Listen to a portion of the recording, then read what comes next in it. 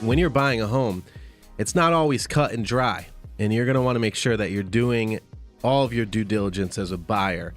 And Matt Bates is a loan originator with Movement Mortgage. He's fantastic, one of the top dogs in New England, and he's here today with us. And Matt, we're talking about how buyers should be aware of certain appraisal hangups. So to begin with, all of these are based around safe, sound, and secure. It's like the big theme that safe, sound, and secure. Those are the three words that FHA uses when they describe the condition of a house. Is it safe? Is it sound? Is it secure? Mm-hmm. The first one, a couple of popular ones that everybody really hears about because they happen a lot, is chipping paint. The reason for chipping paint is that a lot of houses were painted before 1978, which had lead base. So they don't want the chipping to be able to be exposed and be able to breathe it in or eat it. We're also going to take a good look at the roof. The roof can't have any missing shingles for the same reason as the wood rot. Like the weather, snow, whatever starts melting in, it goes through the ceiling, it starts to mold.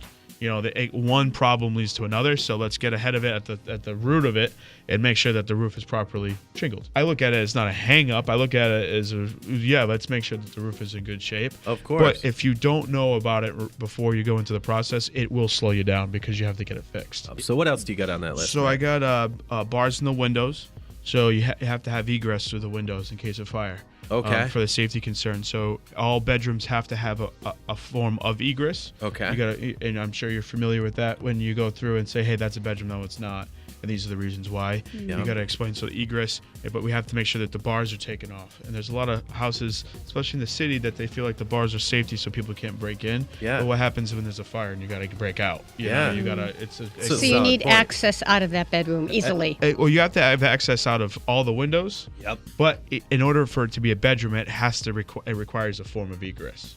I have also illegal in-laws and unclosed permits. So if there's any work or whatnot, a lot of times people have multi-family situations, but they put like an extra kitchen in there to make it a 3-unit versus a 2-unit. Yeah. And you have to make sure that there's not an illegal in-law or an extra kitchen that's not permitted. The next one is a cesspool, which is big in Rhode Island because there's a lot of cesspools. And in the state of Rhode Island, there's a law that says that if you buy property right now with a cesspool, you have 12 months to convert it to an upgraded septic system. Mm-hmm. On FHA, they're going to require it as part of this. They're going to require it as part of the sale. Mm-hmm. So you're going to want to make sure that you negotiate for the price of that, and because it can all be resolved and negotiated on. Sure. You just got to realize that that's required and the cost associated with it, and make a deal. The next one would be handrails missing. All the stairwells inside and outside the property. So even going up to the house. Yep. I think it's more than 2 steps, you're going to need a handrail there. So make sure, that's more or less for